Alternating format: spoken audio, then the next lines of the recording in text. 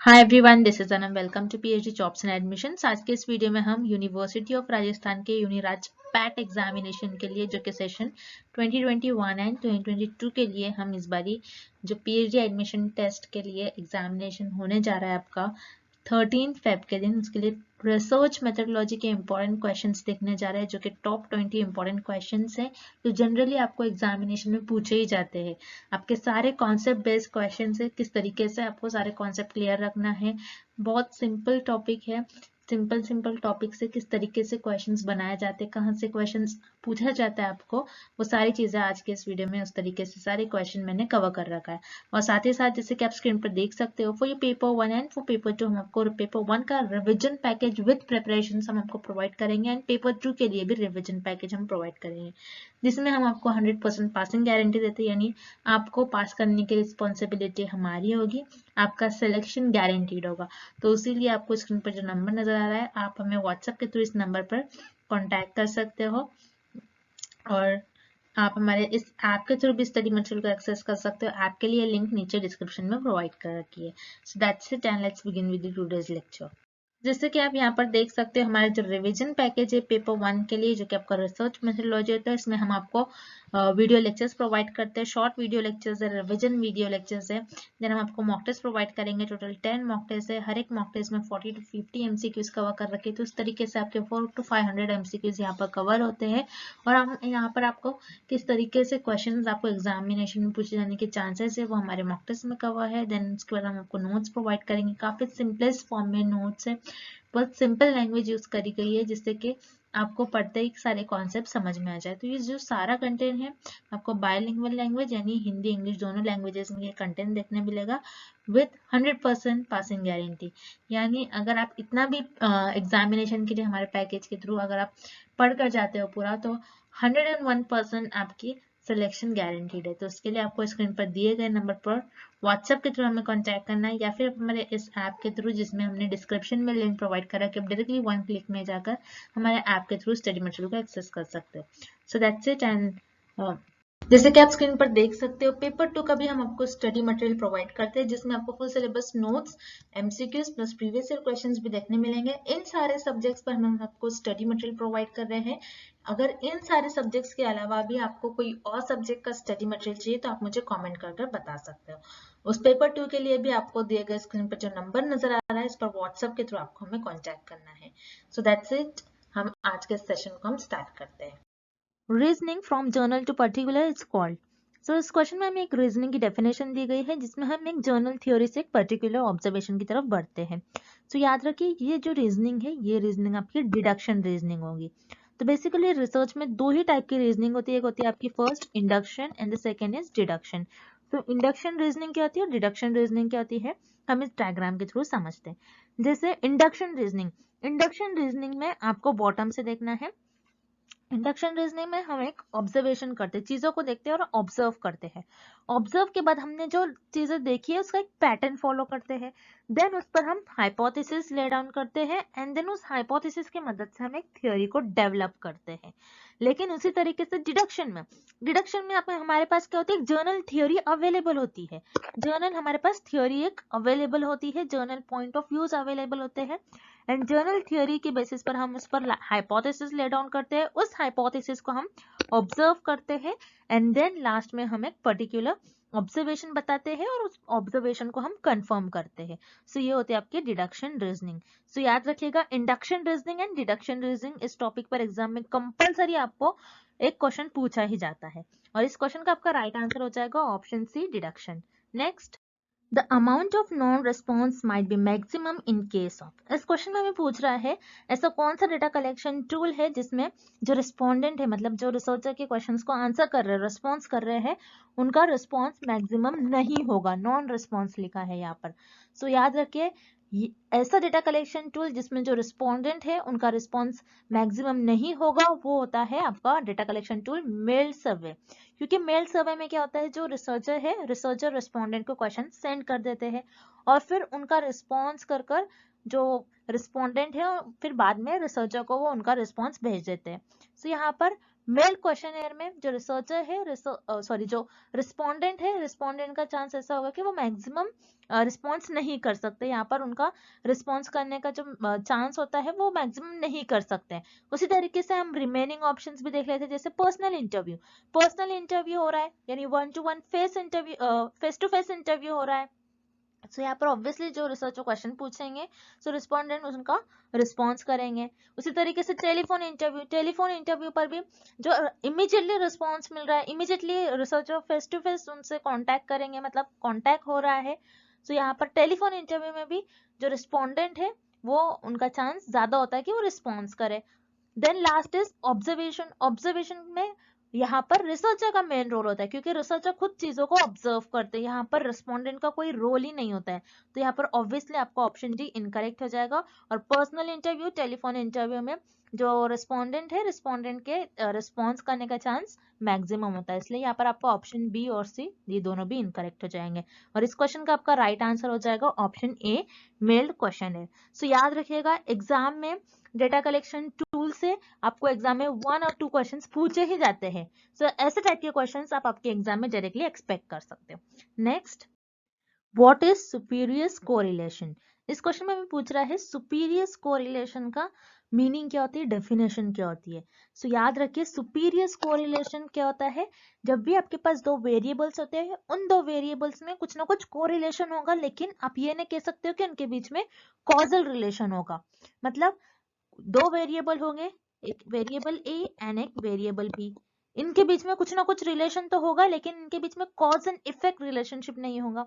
जैसे मान लीजिए हम एक एग्जांपल लेते हैं, in the month of June के मंथ में आपने एक पर्टिकुलर सिटी में ये देखा, वहां पर आइसक्रीम की जो सेल्स थे ये बहुत ज्यादा हो रही थी, और आपने उसी मंथ में ये भी देखा कि उस पर्टिकुलर सिटी में और उस पर्टिकुलर एरिया में चोरी भी ज्यादा हो रही है। सो यहाँ पर आप कह सकते हो कि आइसक्रीम की ज्यादा सेल हो रही है एंड चोरी भी ज्यादा हो रही है। सो यहाँ पर जो आप दोनों भी वेरिएबल देख रहे हैं, आपको ऐसा देखने से लग रहा है कि दोनों भी वेरिएबल में कुछ ना कुछ रिलेशन है, क्योंकि एक वेरिएबल बढ़ रहा है तो दूसरा वेरिएबल भी बढ़ ही रहा है।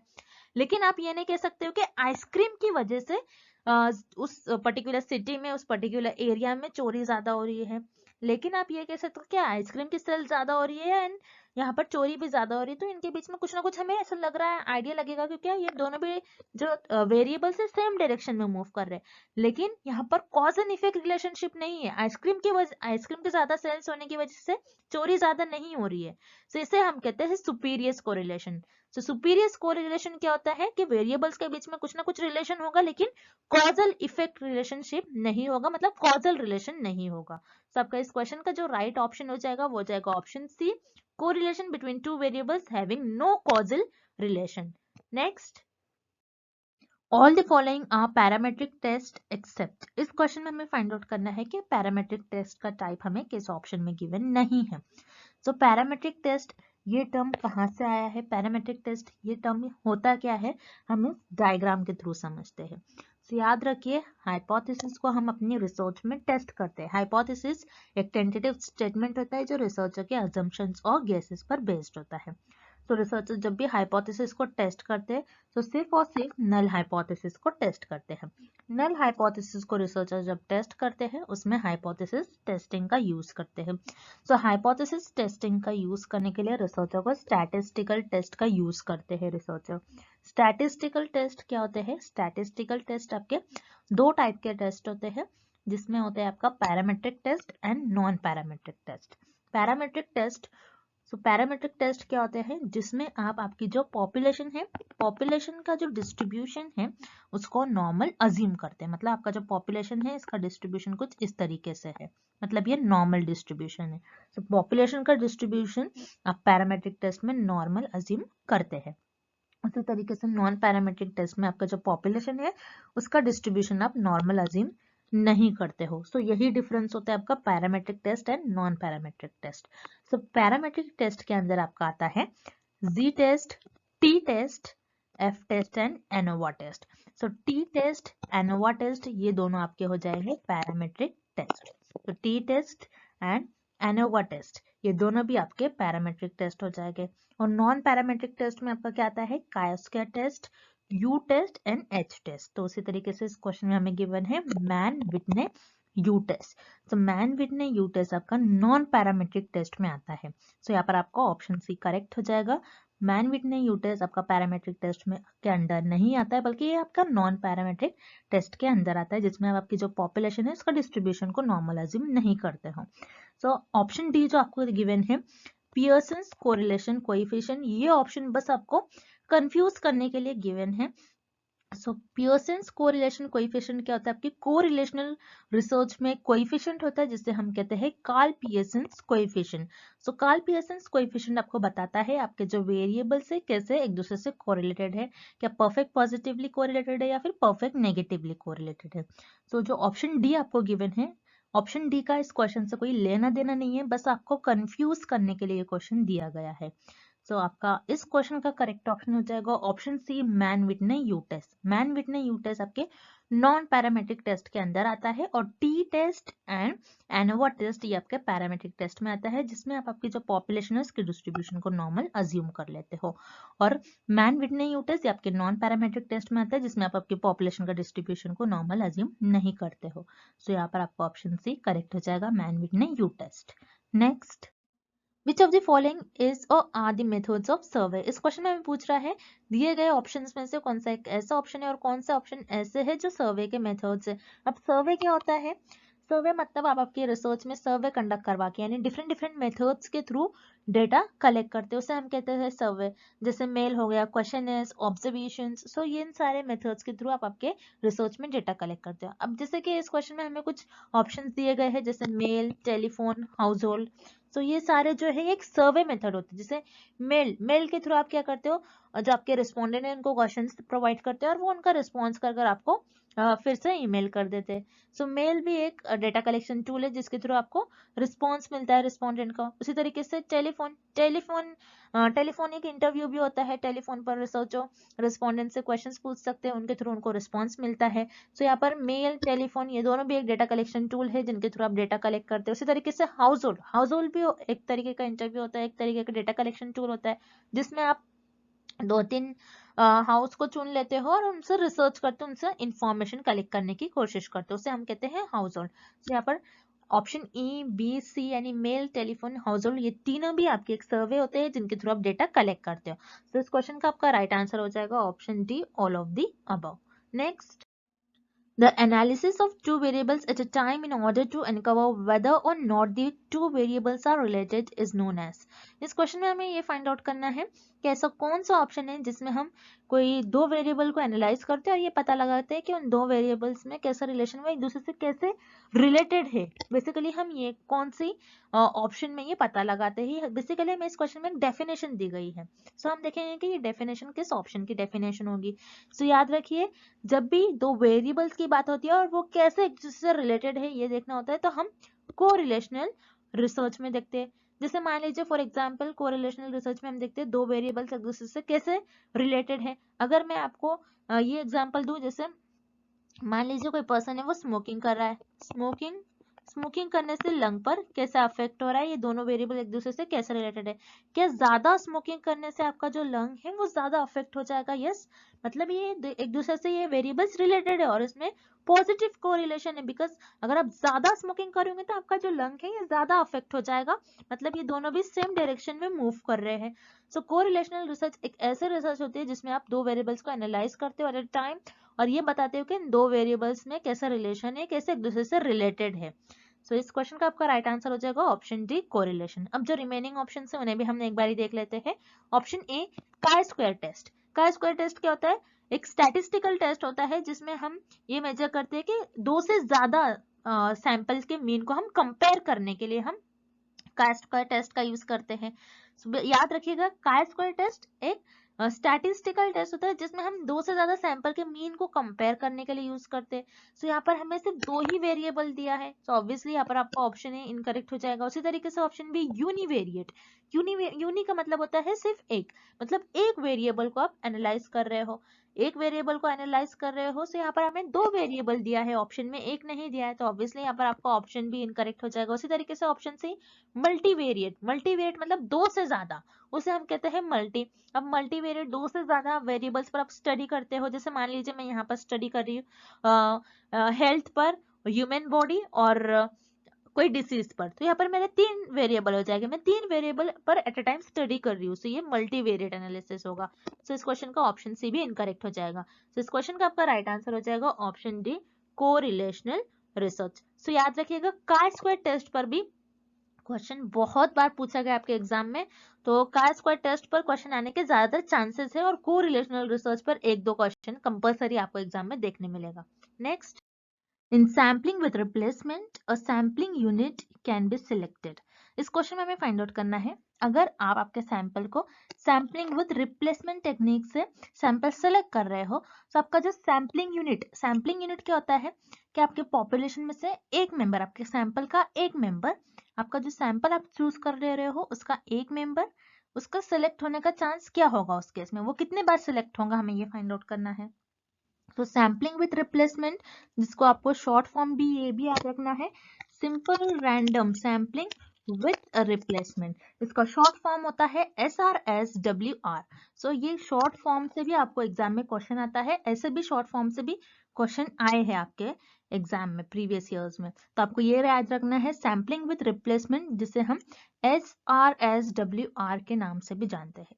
तो सैम्पलिंग विथ रिप्लेसमेंट अगर आप चूज कर रहे हो ये टेक्निक, तो आपके जो सैम्पलिंग यूनिट है उसके सिलेक्ट होने का चांस कितना आएगा, हमें ये फाइंड आउट करना है। तो जैसे यहाँ पर मेरी जो ये पॉपुलेशन है, पॉपुलेशन में से मैं सैंपल सिलेक्ट कर ले रही हूँ। अब पॉपुलेशन में से मैंने ये वाले बंदे को सिलेक्ट कर लिया अपने सैंपल में, और सिलेक्ट करने के बाद मैंने इसको फिर से रिप्लेस कर दिया, मैंने फिर से क्या किया, इसको पॉपुलेशन में भेज दिया। तो यहाँ पर ये मेंबर मेरा पॉपुलेशन से कट हो जाएगा। अब मैंने क्या किया, पॉपुलेशन में इसको फिर से भेज दिया, मतलब रिप्लेस कर दिया। अब मैं फिर से रैंडमली चूज करूंगी सैंपल को। अगर मैं रैंडमली फिर से यहाँ पर पॉपुलेशन में से अपने सैंपल्स को चूज करती हूँ, तो अगर मैं रैंडमली चूज करती हूँ तो हो सकता है कि दूसरी बार अगर मैं चूज करूंगी तो ये पर्सन की फिर से सिलेक्ट होने का चांस हो जाएगा।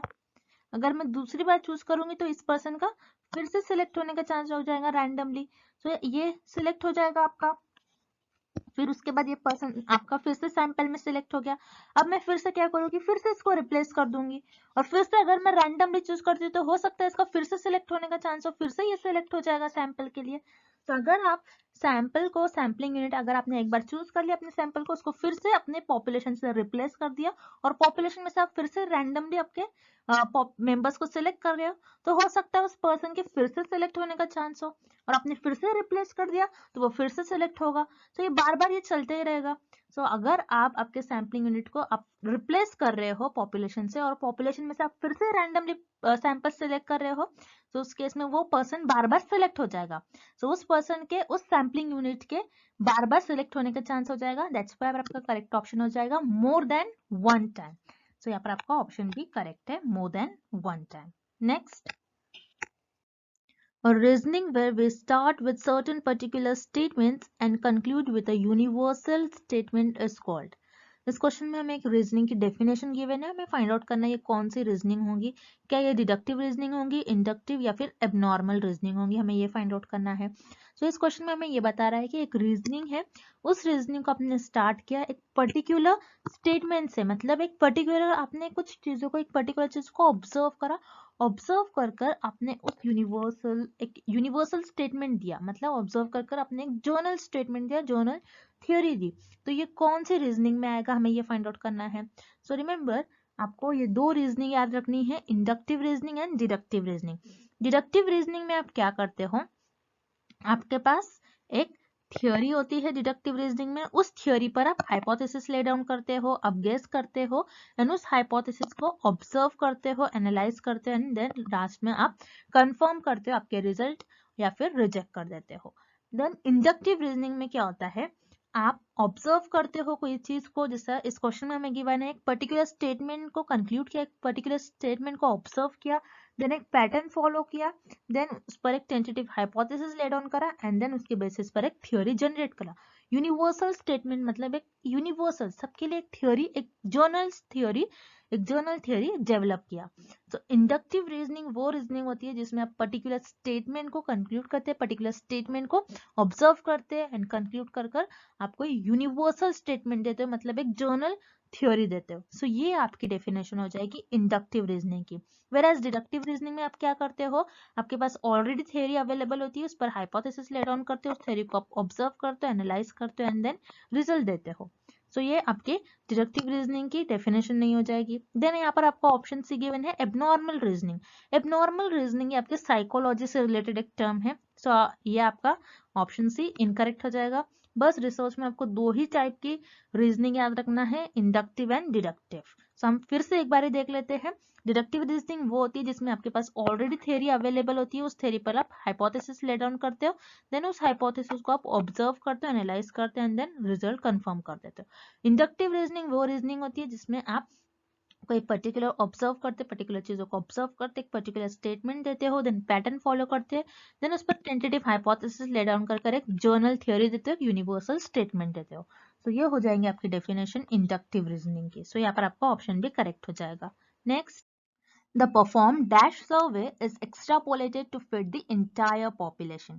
इस क्वेश्चन में हमें फाइंड आउट करना है कि आपने एक सर्वे परफॉर्म करा, आपने एक सर्वे कंडक्ट करवाया, उस सर्वे में आपने कुछ स्मॉल पार्ट लिया, इस स्मॉल पार्ट पर आपने आपकी रिसर्च परफॉर्म की और उससे आपके जो भी रिजल्ट्स आ रहे थे, आपको जो भी रिजल्ट मिल रहे थे, जो भी आपके ऑब्जर्वेशन थे, मान लीजिए जो भी आपके रिजल्ट ऑब्जर्वेशन थे, इसी के बेसिस पर आपने आपकी जो इंटायर पॉपुलेशन है, आपकी जो पूरी पॉपुलेशन है, पूरी इंटायर पॉपुलेशन पर आपने कमेंट करा। सो इसे हम क्या कहते हैं, हमें इस क्वेश्चन में फाइंड आउट करना है। अब मान लीजिए आपने सर्वे कंडक्ट करवाया, तो आपने सर्वे कंडक्ट करवाया एक स्मॉल पार्ट पर, एक्स्ट्रापोलेटेड, एक स्मॉल पार्ट पर आपने उस इंटायर पॉपुलेशन के एक स्मॉल पार्ट पर, मतलब आपके पास ये इंटायर पॉपुलेशन है, इस इंटायर पॉपुलेशन के आपने कुछ मेंबर्स को सेलेक्ट कर लिया, जो आपने जिस मेंबर्स को सेलेक्ट कर लिया वो आपका एक स्मॉल पार्ट बन गया जिसे हम सैंपल कहते हैं। अब इस सैंपल पर आपने रिसर्च परफॉर्म की। अब आपने जो रिसर्च परफॉर्म की उसके बाद आपको जो रिजल्ट मिल रहे हैं, जो ऑब्जर्वेशंस मिल रहे हैं, इसी रिजल्ट्स और ऑब्जर्वेशंस के बेसिस पर आपने पूरी जो इंटायर पॉपुलेशन थी, इस रिजल्ट को आपने इंटायर पॉपुलेशन पर फिट कर दिया और इस इंटायर पॉपुलेशन पर आपने कुछ कमेंट कर दिया। तो आपने क्या किया, इंटायर पॉपुलेशन के कुछ मेंबर्स को सेलेक्ट कर लिया जो कि आपका सैंपल बन गए। इस सैंपल पर आपने रिसर्च परफॉर्म की। रिसर्च परफॉर्म करने के बाद आपके जो रिजल्ट आ रहे हैं, जो ऑब्जर्वेशंस आ रहे हैं, आपने ये पूरी पॉपुलेशन पर फिट कर दिया। सो आपने यहाँ पर क्या किया, सैंपल पर रिसर्च की। हमें इस क्वेश्चन में मेन यही इसी पॉइंट पर फोकस करना है। आपने क्या करी, इंटायर पॉपुलेशन पर, ये तो हमें क्वेश्चन में दिया ही गया है कि इंटायर पॉपुलेशन के आपने कुछ पार्ट पर रिसर्च की, इंटायर पॉपुलेशन के आपने कुछ पार्ट पर रिसर्च की और रिसर्च से आपके जो ऑब्जर्वेशन और रिजल्ट आ रहे थे, ये आपने पूरी पॉपुलेशन पर फिट कर दिया, अप्लाई कर दिया। सो ये जो स्मॉल पार्ट था आपका, ये जो स्मॉल पार्ट है, ये क्या है आपका, हमें यही फाइंड आउट करना, आपने क्या सर्वे, किस चीज पर आपने सर्वे करवाया। सो आपने पूरी इंटायर पॉपुलेशन के कुछ मेंबर्स लेकर उन पर रिसर्च की। तो वो जो कुछ मेंबर्स थे आपके, ये हो जाएगा आपका सैंपल। सो यहाँ पर आपका करेक्ट ऑप्शन हो जाएगा सैंपल। आप सैंपल पर रिसर्च परफॉर्म करते हो, उसके जो रिजल्ट आते हैं वो इंटायर पॉपुलेशन पर आप अप्लाई करते हो और फिट करते हो, तो उसे हम कहते हैं सैंपल। अब जो रिमेनिंग ऑप्शन से जो इनकरेक्ट है हम वो भी देख लेते हैं। सेंसस क्या होता है, सेंसस आप पूरी इंटायर पॉपुलेशन पर परफॉर्म करते हो, ना कि इंटायर पॉपुलेशन के कुछ पार्ट पर। सो यहाँ पर आपका ऑप्शन ए इनकरेक्ट हो जाएगा। Then option C accidental. Accidental ये आपके सैंपलिंग का एक टाइप होता है, यहाँ पर आप कोई सर्वे कंडक्ट नहीं करवाते हो। सो एक्सीडेंटल बेसिकली एक आपकी सैंपलिंग का टाइप होता है, आपको याद रखना है। यहाँ पर आपका ऑप्शन सी भी इनकरेक्ट हो जाएगा। सो यहाँ पर आपका करेक्ट ऑप्शन हो जाएगा option B sample.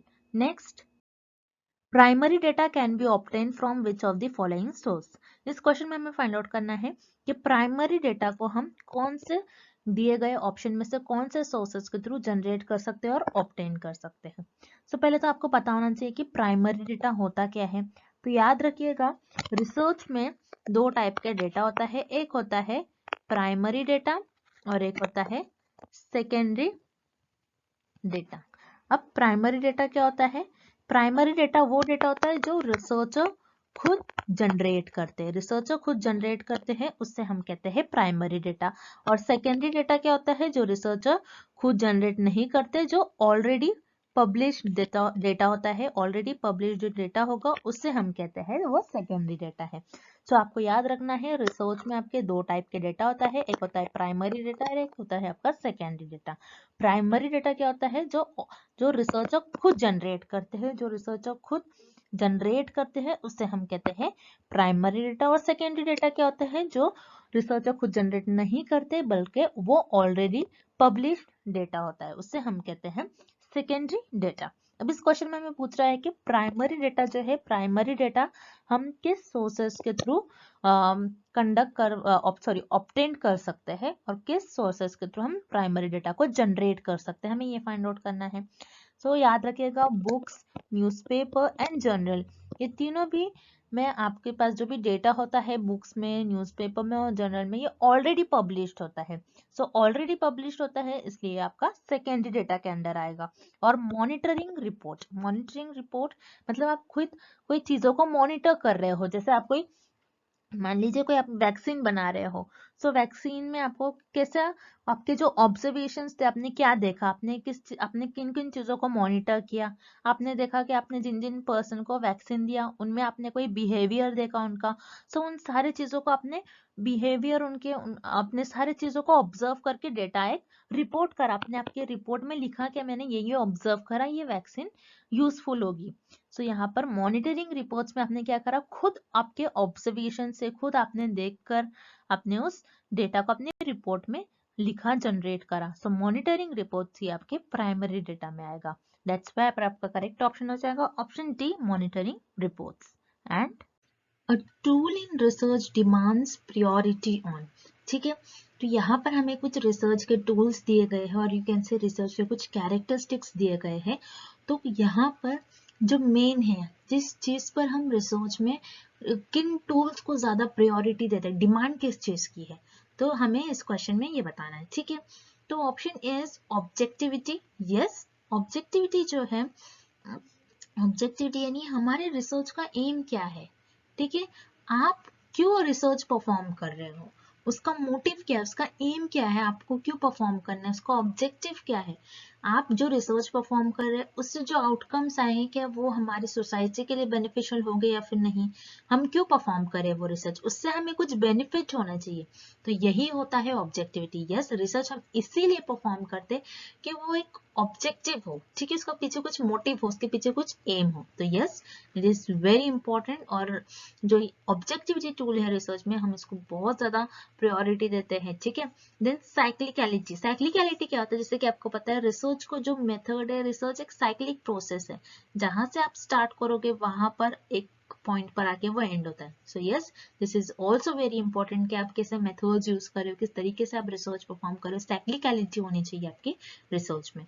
Then third is reliability. Reliability क्या होता है, याद रखना है, रिलायबिलिटी जो होता है आपका वैलिडिटी से अपोजिट होता है। रिलायबिलिटी का मतलब होता है आप मोर देन जो आपका जो भी आप एक्सपेरिमेंट्स परफॉर्म कर रहे हो, आप जो भी रिजल्ट लाना चाहते हो, आप एक से ज्यादा बार परफॉर्म करते हो, ओके, मोर देन वंस, ठीक है, यानी आप जो, जैसे मान लीजिए फॉर एग्जाम्पल के थ्रू हम समझते हैं, मान लीजिए आप वेइंग मशीन से वेट कर रहे हैं, ठीक है, आपका जो एक्चुअल वेट है, मान लीजिए आपका एक्चुअल वेट है 40 kg, ठीक है, और आपने क्या करा, ये देखा आपने कि ये जो वेइंग मशीन है ये रिलायबल है या फिर नहीं है, तो आपने क्या करा, इसी वेट मशीन से आपने 3 टाइम्स वेट करा, ठीक है, 3 टाइम्स वेट करा, तो फर्स्ट टाइम आपका रिजल्ट आ रहा है 38, सेकेंड टाइम अगेन 38, अगेन 38, तो यहाँ पर ये जो रिजल्ट है आपका जो वेट है ये प्रॉपर एक्यूरेट वेट तो नहीं दिखा रहा, लेकिन हर बार आप जब टेस्ट कर रहे हो तो ये क्या हो रहा है, आपका सेम रिजल्ट बता रहा है, ठीक है। लेकिन वैलिडिटी जो होती है ये इसका अपोजिट होता है। वैलिडिटी क्या होती है, जो आपका एक्चुअल मेजरमेंट है वही ये मशीन बताए, तब हम कहेंगे कि वो रिसर्च वैलिड है, ठीक है। रिलायबिलिटी यानी आप देख रहे हो कि रिजल्ट रिलायबल आ रहा है या फिर नहीं, आप बार बार चेक कर रहे हो उसको, ठीक है, ये होता है आपका reliability. Very important again, very important characteristics और very important tool in research. So यहाँ पर सारे जो है हम इसको रिसर्च में, सारे टूल्स को हम रिसर्च में हाई प्रायोरिटी पर रखते हैं। तो इसीलिए इस क्वेश्चन का आपका राइट आंसर हो जाएगा option D, all of the above. Next, the normal distribution is the one which the value of. तो यहाँ पर हमें क्या पूछ रहा है कि एक आपके पास एक जो डिस्ट्रीब्यूशन, एक नॉर्मल डिस्ट्रीब्यूशन है, ठीक है, वेरी इंपॉर्टेंट। हमें क्वेश्चन में क्या पूछा जा रहा है वो आपको समझना है पहले। एक नॉर्मल डिस्ट्रीब्यूशन है, ठीक है। अगर एक नॉर्मल डिस्ट्रीब्यूशन है तो उसमें, उस डिस्ट्रीब्यूशन में आपकी वेरिएंस, स्टैंडर्ड डिविएशन या फिर मीन, मीडियन एंड मोड, इसका क्या रिलेशन होना चाहिए, इसकी वैल्यूज क्या होनी चाहिए, ठीक है। तो नॉर्मल डिस्ट्रीब्यूशन क्या होता है आपको पहले ये पता होना चाहिए। तो यहाँ पर हम एक डिस्ट्रीब्यूशन ड्रॉ करते हैं, ठीक है। तो ये होता है आपका एक नॉर्मल डिस्ट्रीब्यूशन, ठीक है। इस डिस्ट्रीब्यूशन को आप क्या कहोगे, ये डिस्ट्रीब्यूशन क्या है, एक नॉर्मल डिस्ट्रीब्यूशन है। अब यहाँ पर जो सारे टर्म्स यूज करे गए आपके ऑप्शंस में, variance, standard deviation, mean, mode, median, तो ये सारे टर्म्स क्या होते हैं आपको इसका मीनिंग पता होना चाहिए, तभी आप इस क्वेश्चन को सॉल्व कर पाओगे, ठीक है। तो ये डिस्ट्रीब्यूशन क्या होता है आपको पहले ये पता होना चाहिए। डिस्ट्रीब्यूशन क्या होता है, मान लीजिए हम क्या करते हैं रिसर्च में, पॉपुलेशन लेते हैं, पॉपुलेशन में से कुछ पार्ट लेते हैं जो कि हमारा सैंपल बन जाता है, ओके। पॉपुलेशन के कुछ पार्ट पर हम स्टडी करते हैं जो कि हमारा सैंपल बन जाता है। अब इसी सैंपल से हमको जो भी इंफॉर्मेशन मिलती है, उस इंफॉर्मेशन को हम क्या करते हैं, ग्राफिकल वे में रिप्रेजेंट करते हैं, उसी को हम कहते हैं नॉर्मल डिस्ट्रीब्यूशन, ठीक है। आई होप कि नॉर्मल डिस्ट्रीब्यूशन क्या होता है सभी को क्लियर है। देन अब उसके बाद यहाँ पर आपको देखना है इस डिस्ट्रीब्यूशन में फर्स्ट हम ऑप्शन देखते हैं जिसमें जो टर्म्स यूज करे गए, वेरिएंस एंड स्टैंडर्ड डिविएशन। तो पहले हम देखेंगे स्टैंडर्ड डिविएशन क्या होता है। स्टैंडर्ड डिविएशन यानी यहाँ पर आपका सेंट्रल में मीन होगा, यानी आपकी ज्यादातर वैल्यू जो आपके इस डिस्ट्रीब्यूशन की है इस पार्ट पर लाई करेगी, ठीक है। तो आपका जो डेटा है इस तरीके से स्प्रेड आउट है, ठीक है। तो स्टैंडर्ड डिविएशन बताता है आपका डेटा मीन से कितना स्प्रेड है, ठीक है। तो ये होता है आपका स्टैंडर्ड डिविएशन। अब वेरिएंस क्या होता है, वेरिएंस जो होता है आपका ये होता है स्टैंडर्ड डिविएशन का स्क्वायर, ठीक है, वेरी सिंपल। स्टैंडर्ड डिविएशन यानी आपका डेटा मीन से कितना स्प्रेड है, ठीक है, और वेरिएंस क्या होता है, स्टैंडर्ड डिविएशन का स्क्वायर। देन मोड क्या होता है, आपके डेटा में जो सबसे ज्यादा बार वैल्यूज रिपीट हो रही है। मीडियन होता है आपके डेटा की सेंट्रल वैल्यू, ठीक है, सेंटर या फिर मिडिल वैल्यू। एंड मीन क्या होता है, आपके डेटा का एवरेज वैल्यू, ठीक है। तो याद रखिएगा जब भी आपका डिस्ट्रीब्यूशन एक नॉर्मल डिस्ट्रीब्यूशन है तो देखेंगे आप, अगर मैं इस ग्राफ को दो इक्वल पार्ट्स में कट कर दूं तो ये मेरा हो जाएगा सेंट्रल पार्ट, ठीक है, ये मेरा क्या होगा, सेंट्रल पार्ट, जिसे हम कहते हैं मीडियन यानी सेंटर। तो ये हो जाएगा आपका मीडियन इस केस में। मीन भी इधर ही आएगा क्योंकि आपकी ज्यादातर वैल्यूज किस एरिया में लाई कर रही है, इस एरिया में, ठीक है। तो ये क्या हो गया आपका, ये भी हो गया आपका मीन हो गया, ठीक है। अब मोड क्या है, होता है मोड कि आपकी ज्यादातर वैल्यू किधर लाई कर रही है, ठीक है। ज्यादातर वैल्यू यानी जैसे मान लीजिए आपके पास एक इंफॉर्मेशन है, आपके सैंपल की इंफॉर्मेशन कुछ इस तरीके से कि आपने 7th स्टैंडर्ड के स्टूडेंट्स के कुछ अपने 5 स्टूडेंट्स के कुछ स्कोर्स लिए, किसी के 80 है, किसी के 85 है, एक स्टूडेंट्स के अगेन 80 है, देन दूसरे के अगेन 80 है और किसी का 89 है। तो जैसे कि आप देख रहे हो यहाँ पर इस डेटा में 80 जो वैल्यू सबसे ज्यादा बार रिपीट हो रही है, तो यहाँ पर लाई करेगी आपकी 80 वैल्यू, ठीक है। तो आपका जो है मोड भी इसी एरिया में लाई करेगा। तो याद रखना है जब भी आपका डिस्ट्रीब्यूशन एक नॉर्मल डिस्ट्रीब्यूशन हो तो उस केस में आपके जो मीन की वैल्यू होगी, मीडियन की वैल्यू होगी और मोड की वैल्यू होगी, ये क्या होगी आपकी, सेम होगी, ठीक है। तो इसीलिए इस क्वेश्चन का करेक्ट ऑप्शन हो जाएगा option C, mean, median and mode क्या हो गया इस केस में, सेम, ठीक है। नेक्स्ट, तो अगेन इस क्वेश्चन में हमें बताया जा रहा है कि पूछा जा रहा है कि मीन, मीडियन एंड मोड ये क्या होते हैं, ठीक है। सो मीन, ठीक है, मीन यहाँ पर क्या होगा और मीडियन एंड मोड ये तीनों भी क्या होते हैं, वेज ऑफ सैम्पलिंग होते हैं। नहीं, जैसे वेज ऑफ सैम्पलिंग का मतलब क्या हो जाएगा, टाइप्स ऑफ सैम्पलिंग, ये सैंपल कलेक्ट करने का मेथड नहीं होता है आपका, ठीक है। तो मीन, मीडियन एंड मोड क्या होते हैं, ये होते हैं आपके मेजर्स ऑफ सेंट्रल टेंडेंसी, ठीक है।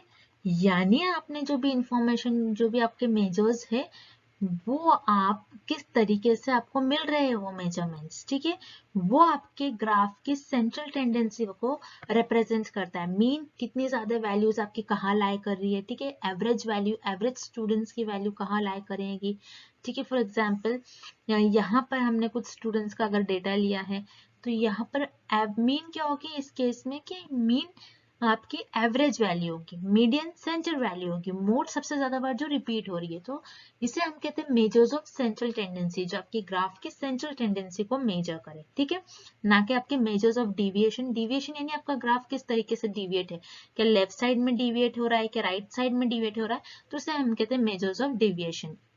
Measures of control tendency, no, यहाँ पर आप ये नहीं बता रहे हो कि आप किस तरीके से आपके टेंडेंसी को कंट्रोल कर रहे हो, तो यहाँ पर जो है मीन, मीडियन एंड मोड जो है मेजर्स ऑफ सेंट्रल टेंडेंसी है, ठीक है, वेरी सिंपल क्वेश्चन। तो यहाँ पर ना ही वेज ऑफ सैम्पलिंग है, ना ही मेजर्स ऑफ डिविएशन है, ना ही मेजर्स ऑफ सेंट्रल टेंडेंसी है, तो इसीलिए आपके इस क्वेश्चन का राइट आंसर हो जाएगा option D, none of the above, ठीक है। Next, a type of probability sampling method, ठीक है, तो यहाँ पर इस क्वेश्चन में हमें क्या बताया जा रहा है कि कौन से ऑप्शन में हमें दिए गए ऑप्शंस में से कौन से ऑप्शन में हमें प्रोबेबिलिटी सैम्पलिंग मेथड का हमें टाइप दिया गया है, ये आपको बताना है, ठीक है। जैसे कि आपको पता है सैम्पलिंग में two types of sampling method होते हैं, एक होता है प्रोबेबिलिटी मेथड एंड सेकेंड होता है नॉन प्रोबेबिलिटी मेथड, ठीक है। प्रोबेबिलिटी मेथड क्या होता है, जिसमें रिसर्चर्स जो है उनकी पॉपुलेशन जो है बेसिकली होमोजीनियस होती है, ठीक है। यहाँ पर रिसर्चर्स जो है रैंडमली अपने पॉपुलेशन में से मेंबर्स को सिलेक्ट करते हैं, अपने सैंपल्स को सिलेक्ट करते हैं। लेकिन नॉन प्रोबेबिलिटी सैम्पलिंग में रिसर्चर्स क्या करते हैं, अपने कन्वीनियंस, अपने जजमेंट, अपने सुविधा के अनुसार, ठीक है, जो उनको लगता है कि हमारे लिए इजी है, वही पॉपुलेशन में से मेंबर्स को वो चुनते हैं, तो इसे हम कहते हैं नॉन प्रोबेबिलिटी सैम्पलिंग।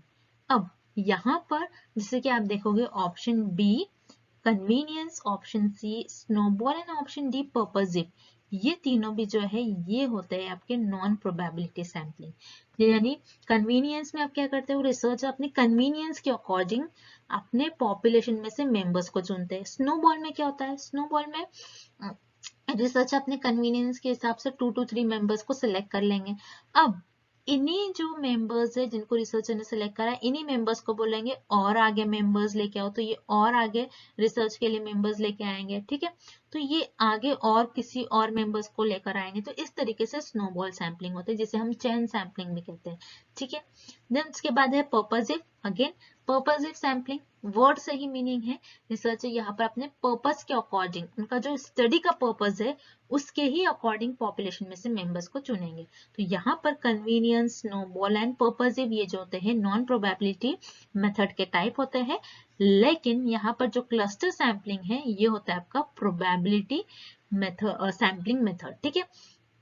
तो क्लस्टर सैम्पलिंग क्या होता है, तो आपको ये फिगर के थ्रू इजीली आप समझ सकते हो यहाँ पर क्लस्टर सैम्पलिंग बेसिकली होता क्या है, ठीक है। तो जैसे कि इस फिगर को आपको देखना है, फिगर को हम देखते हैं, यहाँ पर क्लस्टर सैम्पलिंग में क्या होता है, पॉपुलेशन जो होती है आपकी होमोजेनियस होती है, जो कि बहुत ज्यादा लार्ज होती है। क्लस्टर्स यानी बहुत ज्यादा ह्यूज अमाउंट में, क्लस्टर्स ग्रुप्स, ठीक है। तो आप क्या करते हो, पॉपुलेशन में से आपके जो आप ग्रुप्स बनाते हो, बहुत ज्यादा पॉपुलेशन होती है, बहुत ज्यादा पॉपुलेशन क्या, जैसे मान लीजिए फॉर एग्जांपल यहाँ पे 3-3 का इन्होंने ग्रुप बनाया, आप किसी भी तरीके से बना सकते हो, 4-4 का बना सकते हो, 5-5 का बना सकते हो।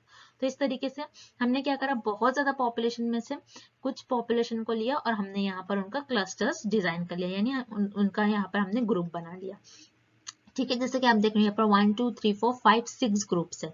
अब 6 ग्रुप में से हमने क्या करा, सिर्फ 2 ही ग्रुप को चुन लिया जो कि हमारा सैंपल बन गया।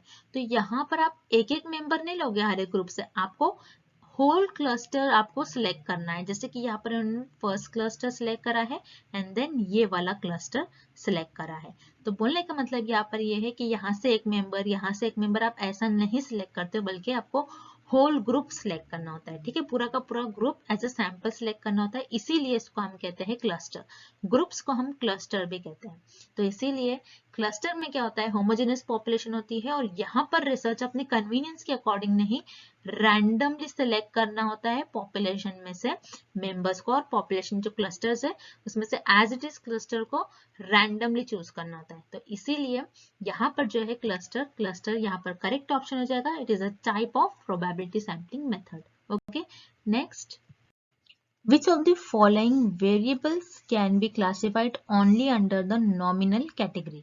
तो यहाँ पर हमें कुछ पॉइंट्स गिवन है और हमें बताना है कि ये जो पॉइंट्स हमें दिए गए हैं इनमें से कौन से पॉइंट्स नॉमिनल कैटेगरी के अंडर बिलोंग करेंगे। ठीक है, तो नॉमिनल कैटेगरी क्या होती है, जैसे कि मेजर्स ऑफ स्केल्स जो होते हैं जिसमें नॉमिनल, ऑर्डिनल, ठीक है, इंटरवल, रेशो, ये 4 टाइप्स के स्केल्स ऑफ मेजरमेंट्स होते हैं, जिसमें फर्स्ट होता है नॉमिनल। वेरी सिंपल कैटेगरी होती है। नॉमिनल में आप क्या करते हो, बस आपके पास जो भी इंफॉर्मेशन होती है, जो भी डेटा होता है उसके कैटेगरी के हिसाब से, ठीक है, उनके कैरेक्टरिस्टिक्स के बेसिस पर बेसिकली आप यहाँ पर चीजों को कैटेगरी वाइज आप ऑर्गेनाइज करते हो, ठीक है, या फिर क्लासिफाइड करते हो। सो नॉमिनल कैटेगरी में यहाँ पर आपको देखना है बेसिकली आपके पास जो भी डेटा होगा वो डेटा आपके पास क्वालिटेटिव फॉर्म में होगा, ये आपको याद रखना है। ठीक है, very important point, nominal category में जो भी आपके पास डेटा होता है बेसिकली क्वालिटेटिव डेटा होता है। ठीक है, क्वालिटेटिव डेटा होता है, ये आपको याद रखना है। तो वन बाय वन हम सारे पॉइंट्स देख लेंगे। First is I colour. Yes, I colour जो है ये आपका नॉमिनल कैटेगरी में बिलोंग करेगा, क्योंकि आई कलर, किसी का आई कलर ब्लू है, किसी का ब्लैक है, किसी पर्सन का ग्रीन है, तो यहाँ पर आप क्या कर सकते हो, आई कलर की बेसिस पर पर्सन को आप क्लासिफाइड कर सकते हो। Then second is military rank. So जैसे कि आप देख सकते हो यहाँ पर रैंक वर्ड यूज करा गया।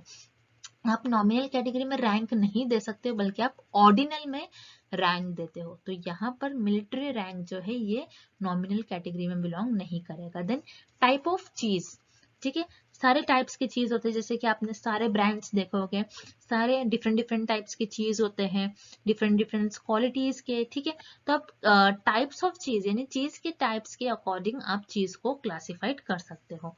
तो यहाँ पर option point number 3 is also correct, और पॉइंट नंबर 3 भी आपको नॉमिनल कैटेगरी के अंडर बिलोंग करेगा। Then political parties affiliation. ठीक है, पॉलिटिकल पार्टीज एफिलिएशन यानी पॉलिटिकल पार्टी है, डिफरेंट डिफरेंट पॉलिटिकल पार्टीज है, और डिफरेंट डिफरेंट पॉलिटिकल पार्टीज के डिफरेंट डिफरेंट ग्रुप्स है। तो आप क्या कर सकते हो, यस, उनकी कैरेक्टरिस्टिक्स के बेसिस पर उन पार्टीज को आप क्या कर सकते हो, क्लासिफाइड कर सकते हो। तो यहाँ पर पॉइंट नंबर 4 भी आपका क्या हो जाएगा, नॉमिनल कैटेगरी में बिलोंग करेगा। तो इसीलिए यहाँ पर करेक्ट आपका ऑप्शन हो जाएगा फर्स्ट पॉइंट करेक्ट है, फर्स्ट, थर्ड एंड फोर्थ। ठीक है, तो फर्स्ट, थर्ड एंड फोर्थ ये आपको ऑप्शन सी में दिखेगा, तो इसीलिए यहाँ पर आपका ऑप्शन सी करेक्ट हो जाएगा। नेक्स्ट, तो यहाँ पर आप जो क्वेश्चंस देख रहे हैं, तो ये क्वेश्चन है आपका असर्शन एंड रीजनिंग से। तो इस टाइप के भी क्वेश्चन एग्जाम में आपसे पूछे जा सकते हैं। ठीक है, तो यहाँ पर आपको देखना है असर्शन क्या बता रहा है, the correlation coefficient requires that the underlying relationship between the two variables under the consideration is linear. Yes, यहाँ पर आप क्या करते हो, कोरिलेशन कोएफिशिएंट जो होता है उसमें आप किस तरीके से रिलेशनशिप बताते हो, दो वेरिएबल्स के बीच में एक लीनियर रिलेशनशिप। जैसे कि मान लीजिए स्टूडेंट्स एंड टीचर, ठीक है, स्टूडेंट एंड टीचर ये दो आपके पास वेरिएबल है, ये एक स्ट्रेट फॉरवर्ड एंड लीनियर है। ठीक है, यहाँ पर एक लीनियर जो है, यहाँ पर आप जो वेरिएबल्स का रिलेशनशिप कंसिडर करेंगे, दो वेरिएबल्स का आप किस तरीके से उसको कंसिडर करेंगे, लीनियर वे में, यानी आप सीधा सीधा उसको कंसिडर करेंगे। ऐसा नहीं कि स्टूडेंट्स है, फिर पेरेंट्स आ रहा है, फिर दूसरा कोई वेरिएबल है, फिर टीचर से बिलोंग कर रहा है, नहीं, आप सीधा सीधा एक ही आप यहाँ पर रिलेशन बताओगे, स्ट्रेट फॉरवर्ड लीनियर किसी दो वेरिएबल्स के बीच में। तो यस, कोरिलेशन जो कोएफिशिएंट है यही बताता है कि दो वेरिएबल्स के बीच में किस तरीके से रिलेशन है। तो यहाँ पर आपका असर्शन तो यहाँ पर सही दिया गया। देन रीजनिंग है, the correlation coefficient can only then theoretically assume that any value in the interval between +1 and -1। यह जैसे कि कोरिलेशन कोएफिशिएंट क्या बताता है हमें कि वेरिएबल्स की वैल्यू या तो +1 होगी या तो -1 होगी। ठीक है, +1 क्या होता है, +1 होता है परफेक्ट पॉजिटिवली कोरिलेशन, ठीक है, यानी वेरिएबल्स किस तरीके से एक दूसरे से कोरिलेटेड है, परफेक्टली, ठीक है, यानी अगर एक वेरिएबल इंक्रीज हो रहा है दूसरा भी सेम डायरेक्शन में मूव कर रहा है तो आप क्या कहोगे, ये जो दोनों वेरिएबल है परफेक्टली पॉजिटिव कोरिलेशन है, एक दूसरे से इनके बीच में किस तरीके से कोरिलेशन है, positive correlation. Negative correlation sorry -1 यानी क्या, negative correlation, okay, perfect negative correlation, यानी अगर आपका एक वेरिएबल ऊपर जा रहा है दूसरा वेरिएबल नीचे की तरफ आ रहा है, यानी दोनों किस तरीके से है, अपोजिट डायरेक्शन में वेरिएबल्स मूव कर रहे हो तो आप उससे क्या कहोगे, नेगेटिव कोरिलेशन। तो यस, रीजनिंग में भी आपको जो सेंटेंस दिया गया है it is also true, it is also correct, ठीक है। तो इसीलिए इस क्वेश्चन का आपका करेक्ट ऑप्शन हो जाएगा, आपका असर्शन भी सही है, रीजनिंग जो स्टेटमेंट दिया गया है वो भी करेक्ट है, तो इसीलिए इस क्वेश्चन का आपका करेक्ट ऑप्शन हो जाएगा both assertion and reasoning are true, okay. Next question, so इस क्वेश्चन में हमें क्या पूछा जा रहा है, the distribution shown in the diagram indicates, so ये हमें कुछ इस तरीके से डायग्राम यहाँ पर दी गई है और हमें बताना है कि जो डिस्ट्रीब्यूशन है ये क्या इंडिकेट कर रहा है, क्या पॉजिटिव स्क्यूड है, नेगेटिव स्क्यू है, नॉर्मल डिस्ट्रीब्यूशन है या फिर इनमें से कुछ भी नहीं है। तो याद रखना है, जैसे कि आपको मैं सिंपल मेथड बता दूं, यहाँ पर आपका जो डेटा है यहाँ से आपका डेटा लेफ्ट साइड की तरफ जो है ज्यादातर झुक रहा है, यानी ज्यादातर वैल्यूज आपके इस रीजन में लाई कर रही है, ठीक है। अगर आपका जो डेटा है लेफ्ट साइड में ज्यादातर झुका हुआ है तो उससे हम कहते हैं, उस डिस्ट्रीब्यूशन को कहते हैं हम नेगेटिव स्क्यू। और पॉजिटिव स्क्यू किस तरीके से, किस डिस्ट्रीब्यूशन को कहोगे, जो कि राइट साइड में स्क्यूड है, ठीक है, यानी राइट साइड में अगर आपका डेटा कुछ इस तरीके से, यानी आपका डेटा अगर आपका डिस्ट्रीब्यूशन अगर कुछ इस तरीके से होता है आपका डायग्राम, तो वो उस केस में होता है पॉजिटिव स्क्यू। और नेगेटिव स्क्यू हम क्यों बोल रहे हैं, क्योंकि यहाँ पर आपका जो डेटा है लेफ्ट साइड में ज्यादातर झुका हुआ है, लेफ्ट साइड में आपका डेटा ज्यादातर स्प्रेड आउट है, तो इसीलिए इसे हम कहते हैं नेगेटिव स्क्यू। और नॉर्मल डिस्ट्रीब्यूशन तो आप सभी को पता है, नॉर्मल डिस्ट्रीब्यूशन आपका कुछ इस तरीके से डेटा होगा, ठीक है, और डायग्राम होगी आपकी नॉर्मल डिस्ट्रीब्यूशन की। तो ये जो डिस्ट्रीब्यूशन है आपका, ये एक नेगेटिव स्क्यूड डिस्ट्रीब्यूशन है, क्योंकि यहाँ पर नेगेटिव साइड में आपकी ज्यादातर वैल्यू लाई करेगी, तो इसीलिए इस क्वेश्चन का आपका करेक्ट ऑप्शन हो जाएगा option B, negative skew, okay. Next, key characteristics of experimental research design are, ठीक है, तो यहाँ पर हमें एक्सपेरिमेंटल डिजाइन की बेसिकली जो मेन कैरेक्टरिस्टिक्स है उसके बारे में पूछा जा रहा है। ऑप्शन 1 इज रैंडमाइजेशन, यस, अगर आप एक्सपेरिमेंटल रिसर्च परफॉर्म करते हो तो उसमें जो आप वेरिएबल्स चूज करते हो, ठीक है, जो आप वेरिएबल्स लोगे और जिस फैक्टर्स पर आप रिसर्च करते हो तो उसको वो जो आप वेरिएबल्स लोगे और किसी चीजों पर आप रिसर्च कर रहे हो तो उसके लिए आपको क्या होगा, रैंडमाइजेशन, रैंडमली आपको सिलेक्ट करना होगा वेरिएबल्स को, ठीक है। देन यहाँ पर आपका जो है second, control of extraneous variable, yes, it is also an की कैरेक्टर ऑफ एक्सपेरिमेंटल रिसर्च, ठीक है, कंट्रोल ऑफ एक्सट्रेनियस वेरिएबल, जैसे कि आपको पता है जब भी हम रिसर्च करते हैं independent variable and dependent variable के बीच में, इंडिपेंडेंट वेरिएबल का हम इफेक्ट देखते हैं डिपेंडेंट वेरिएबल पर, तो इस स्टडी में क्या होता है, समटाइम्स एक्सट्रेनियस वेरिएबल यानी एक्स्ट्रा वेरिएबल आते हैं जो कि हमारे स्टडी का पार्ट नहीं होते, लेकिन वो हमारे स्टडी को अफेक्ट करते हैं, तो इसीलिए रिसर्चर को एक्सट्रेनियस वेरिएबल को कंट्रोल करना ही पड़ता है, बहुत जरूरी होता है। तो यहाँ पर randomisation, control of extraneous variable, ये दोनों भी मेन कैरेक्टर है एक्सपेरिमेंटल रिसर्च के। Option 3 is manipulation. It is also the main characteristics of or key characteristics of experimental research. ठीक है, manipulation क्या होता है, changes, हेर फेर करना, जैसे कि आपको पता है एक्सपेरिमेंटल रिसर्च में जो इंडिपेंडेंट वेरिएबल होता है इसको रिसर्च अपने रिसर्च में क्या करते हैं, मैनिपुलेट करते हैं, यानी उसमें चेंजेस करते हैं, उसमें हेरफेर करते हैं, ये देखने के लिए वो किस तरीके से डिपेंडेंट वेरिएबल पर अपना इफेक्ट दिखा रहा है, अपना इफेक्ट दिखा रहा है, ठीक है। तो यहाँ पर basically randomisation, control of extraneous variable and manipulation, ये जो तीनों भी है ये रिसर्च में और एक्सपेरिमेंटल रिसर्च के मेन कैरेक्टरिस्टिक्स है। याद रखना आपको, एक्सपेरिमेंटल रिसर्च के की कैरेक्टरिस्टिक्स आपके तीनों भी होते हैं, तो इसीलिए इस क्वेश्चन का आपका करेक्ट ऑप्शन हो जाएगा option D, all of the above, okay. Next, gender, religion and blood group are measured at, इस क्वेश्चन में हमें फाइंड आउट करना है gender, religion and blood group ये तीनों भी चीज को मेजर करने के लिए आप कौन सी स्केल ऑफ मेजरमेंट का यूज करोगे। So remember, gender, religion and blood group में आपके पास जो भी डेटा होगा, जो भी इंफॉर्मेशन होगा, वो आपके पास नंबर्स के फॉर्म में तो नहीं होगा। दैट्स वाई यहाँ पर आपका ऑप्शन सी और डी दोनों भी इनकरेक्ट हो जाएगा, because interval scale of measurement and ratio scale of measurement में आपके पास जो भी डेटा होता है it is in the form of numbers, लेकिन यहाँ पर आपके पास जो डेटा है वो नंबर्स के फॉर्म में नहीं है। सो यहाँ पर आपका ऑप्शन सी और डी दोनों भी इनकरेक्ट हो जाएगा। अब रह गई बात आपकी ऑप्शन ए और बी की। आप gender, religion and blood group, ये जो आपके पास तीनों भी हम आपको कुछ एग्जाम्पल गिवन है। तो जेंडर क्या होता है, जिसमें मेल और फीमेल्स दोनों भी प्रेजेंट होंगे, आप उनको उनके कैटेगरीज के बेसिस पे डिवाइड कर देते हो।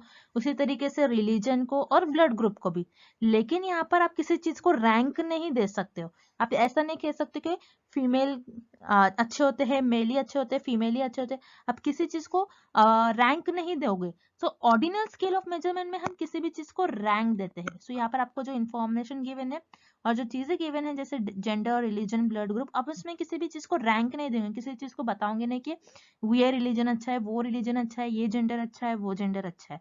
दैट्स वाई पर आपका ऑप्शन बी भी इनकरेक्ट हो जाएगा। अब रह गई बात आपकी ऑप्शन ए की, नॉमिनल स्केल ऑफ मेजरमेंट।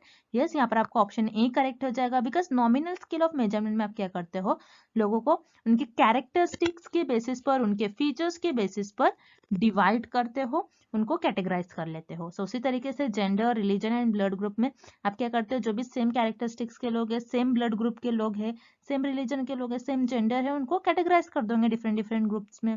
सो यहाँ पर आपका ऑप्शन ए करेक्ट हो जाएगा। Gender, religion and blood group को मेजर करने के लिए आप नॉमिनल स्केल ऑफ मेजरमेंट का यूज करोगे। दैट्स वाई आपका ऑप्शन ए करेक्ट हो जाएगा। Next, tabulation sources of data is shown in the, इस क्वेश्चन में हमें फाइंड आउट करना है कि tabulation में sources of data को आप कहाँ मेंशन करते हो। सो tabulation क्या होता है, पहले तो आपको ये पता होना चाहिए। tabulation का मतलब होता है कि आपके पास जो भी रिसोर्स में आप जो भी डेटा कलेक्ट करते हो, जो भी इंफॉर्मेशन है, आप उस डेटा को टेबल में शिफ्ट करते हो, आप टेबल में उसको फिल करते हो। सो टेबल में फिल करने के बाद इंफॉर्मेशन को आप सोर्सेस ऑफ डेटा को कहाँ मेंशन करते हैं, हमें ये फाइंड आउट करना है। तो इस डायग्राम के थ्रू हम देखते हैं। जैसे कि आप देख रहे हो, ये एक टेबल है। इस टेबल में हम सारी चीजें देखेंगे कि फुटनोट, बॉडी, स्टब और कैप्शन को आप कहाँ लिखते हो।